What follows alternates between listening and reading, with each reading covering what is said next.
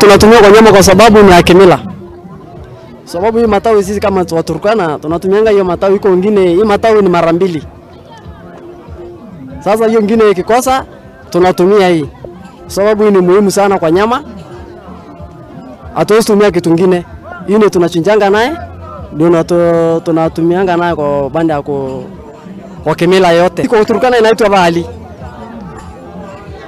Sababu ni miti ya baraka, kwa sababu unaona hata mvua ikinyesha ama wakati ya kiangazi bado tuko green.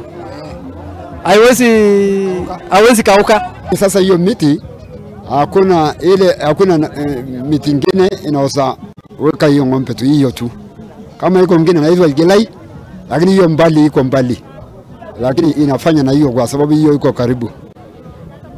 Hapana weka pea na hapana weka mabati. Hii ng'ombe alikuwa iko tofauti nyingine na ng'ombe nyingine kushinja.